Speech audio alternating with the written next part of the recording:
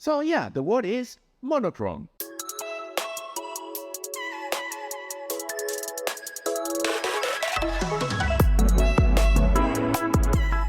Hello everybody, welcome back to the channel. Thomas Love here from beautiful Vancouver, British Columbia. And today I'd like to discuss with you about monochrome once again. Yes, we discussed already plenty of times the importance of it, how to master it. And so if you missed those episodes, please find them up here. But today I would like to discuss even further and take this monochrome discussion to a different level. Because once you start shooting monochrome, whatever it is your main subject, and then you apply it into street photography, and then you do it on a recurrent basis, you might become as good as it is needed to start having fine art photography. So that would be the end goal for everybody. Be such a good photographer that you can take your monochrome camera and use luminance and shadows and the reflections and the whatever elements you want to use in your photography to have a fine art expression of your good self. A fine art expression of your methods of photography,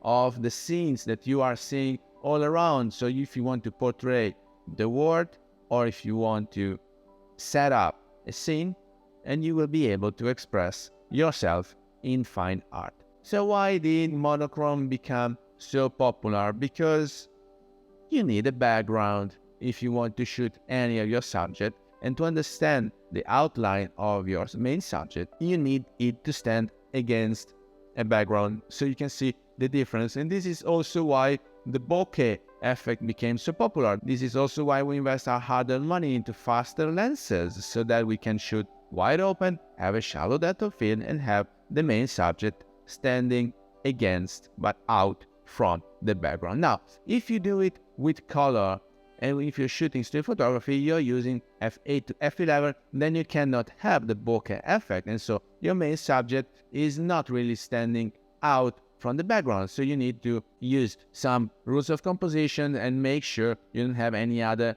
overlapping lines and elements with your main subject, because otherwise that would not be so clear when your subject ends and when the car passing by or the bike or the lamppost starts. It would be like a weird melting of elements all together, creating a weird creature. And so this is where monochrome comes into play, because with shadows that helps a lot. When you're having overlapping lines and you are not distracted by saturated elements, then shadows and the contrast and the luminance hitting the subject helps a lot, detaching your main subject from the background, while you can always go back and check all the other elements in your framing. And so you can eventually use the shadows as leading lines, taking the attention of the observer toward the main scene.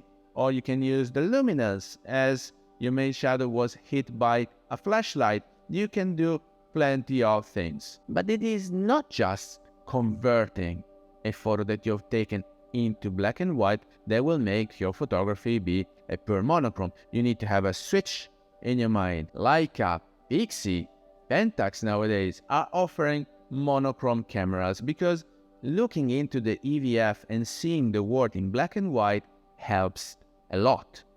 It helps you with this switch that has to occur in order to take beautiful monochrome pictures. So it's not simply like saying less in more. With monochrome, you are actually adding something to the story. You are adding curiosity. You are adding depth to the whole photo. You are adding a bit of a retro taste to your picture.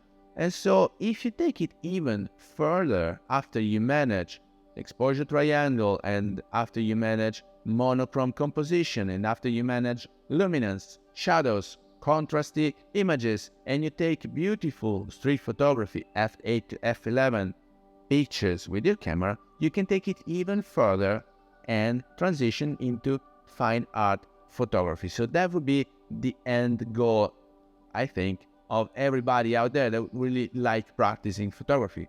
And so starting with good examples like the pictures taken by Mr. S. Adams. But if you want to practice, you need that kit to shoot monochrome. And so I'm now using like a Pixii paired with a void lens camera, because the two together are less expensive than the Leica glass. And so if you want to have access to this world, you just need a camera and the lens.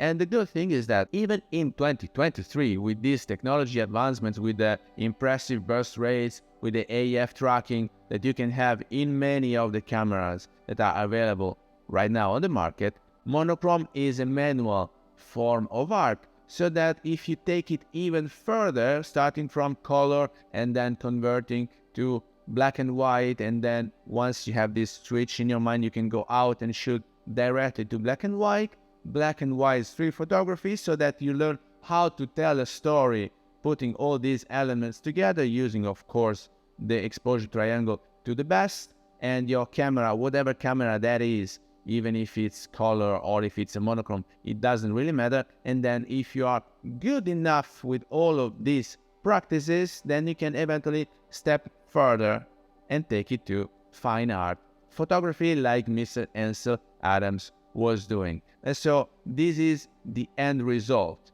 having a lot of practice, mastering photography, mastering black and white, luminance, using shadows as leading lines in order to tell a story, even when we're showing many other elements in our frame, so that they're not overlapping or taking away the attention from the main scene, but you can eventually go back and check out what's happening in that scene, and then finally going out and forward to fine art photography. So that will be the end result. Of course, many of us are still struggling and practicing, because you were not born a fine art photographer. You have to become that. I'm still at the street photography black and white level, so I will need a few years more practice in order to become as good as Mr. Ansel Adams, hopefully.